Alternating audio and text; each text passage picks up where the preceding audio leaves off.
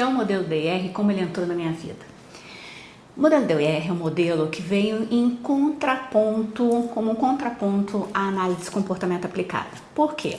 Desde os anos 80, mais ou menos nos anos 80, Dr. Greenspan começou a fazer alguns questionamentos em relação a como o ABA, a análise de comportamento aplicada, era aplicada de fato nas crianças autistas, porque eles tratavam, principalmente naquela época, sem empatia, sem presunção de competência, e o aluno, a criança acabava fazendo as coisas para receber uma recompensa, que são os reforçadores e tal.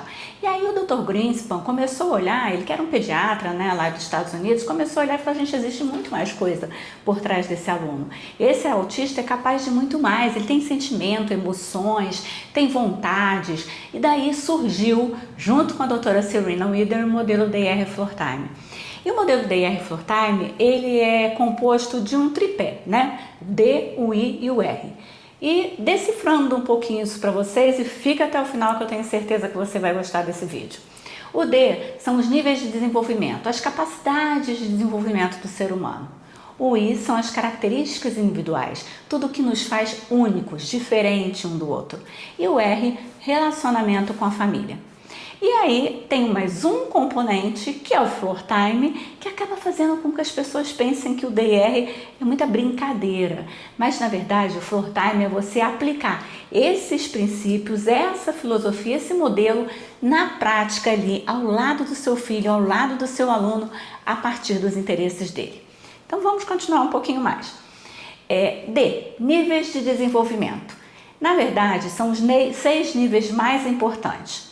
O nível 1, capacidade 1, que é a capacidade de autorregulação, que é aquela capacidade que a gente tem de se manter calmo, tranquilo, mesmo diante das coisas que acontecem no mundo. Isso é desenvolvido desde o bebê, quando a criança, ela mesmo consegue se acalmar, ela leva um susto com alguma coisa e ela mesma consegue se manter ali no nível ótimo de alerta, de regulação. Essa capacidade é absolutamente importante, principalmente se a gente pensa no ambiente escolar, por exemplo. Imagina numa escola que é um ambiente absolutamente hostil para uma criança autista que tenha uma hipersensibilidade auditiva ou visual, enfim. Aquele monte de confusão, barulho, luz, aquilo ali pode sobrecarregá-la e ela acabar se desregulando. Então, qual o ponto principal, por exemplo, numa inclusão escolar? Que essa criança consiga se regular. Isso, no primeiro momento, vai ser a gente ajudando ela a se regular. A gente vai ser o ser corregulador, que vai se manter calmo, tranquilo, para ajudar que a criança fique calma e tranquila. Então, o primeiro ponto, a primeira capacidade é a capacidade de autorregulação e interesse pelo mundo.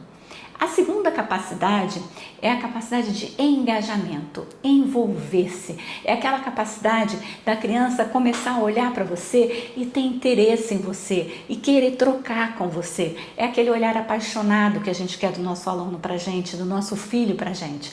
E é muito importante porque é o envolvimento que vai gerar o desenvolvimento. Pensa bem.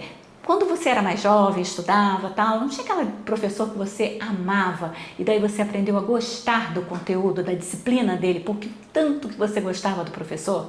É exatamente isso que a gente quer, que a criança se envolva de tal ponto com o mediador, com o professor, que comece a gostar, a ter prazer em ficar junto.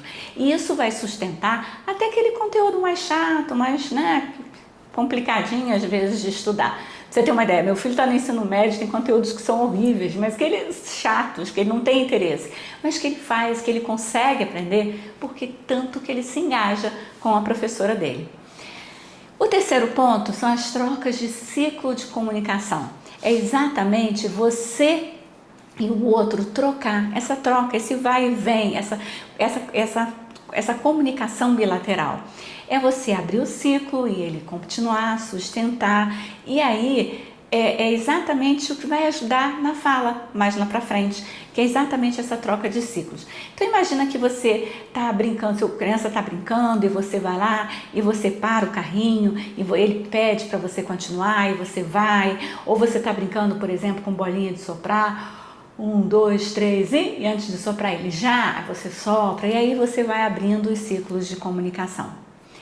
O quarto Nós já falamos do engajamento, da regulação, do engajamento, dos ciclos de comunicação.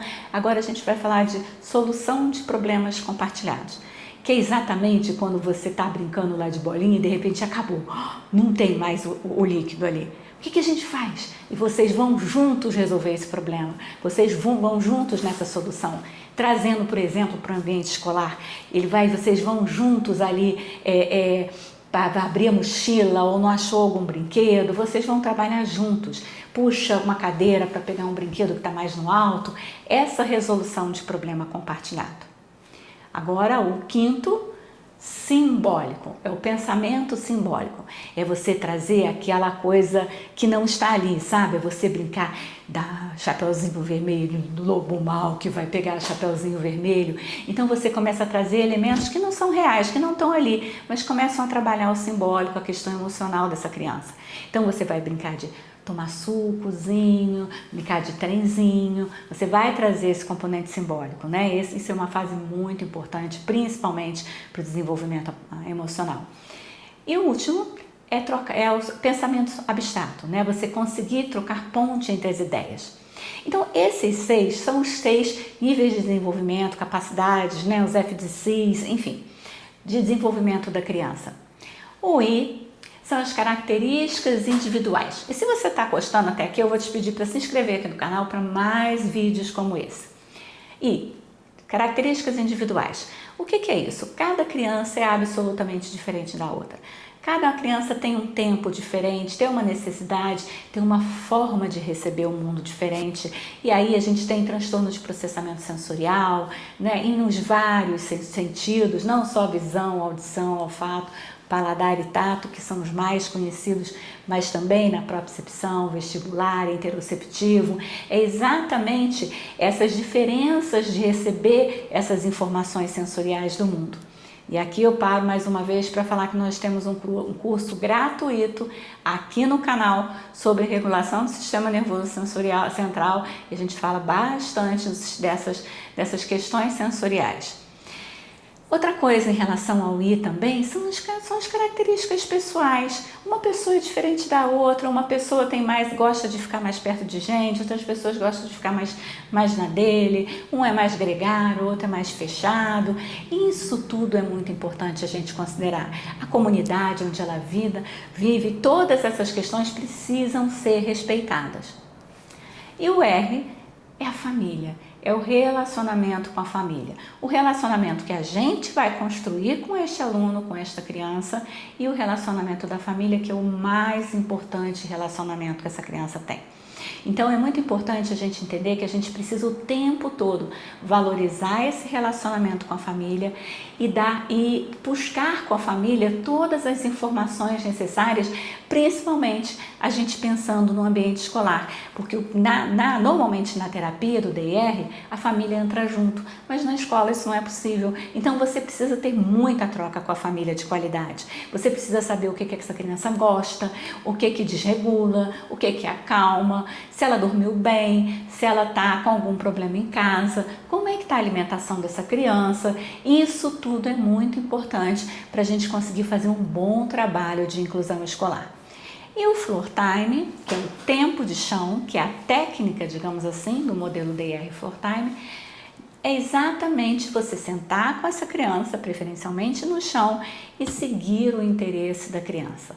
Validar os sentimentos dessa criança e partir ajudando a subir nas capacidades de desenvolvimento a partir do interesse dela. Então, se ela está brincando de carrinho, por exemplo, você vai começar ali com carrinho com ela e aos poucos você vai começar primeiro trabalhar para que ela fique relaxada, regulada. A partir daí você vai começar a engajar com essa criança. Que carrinho legal! Você gosta de carrinho? Nossa, eu gosto muito de carrinho. Você vai engajando, até que você vai começar a botar um obstáculozinho. Olha o carrinho, parou!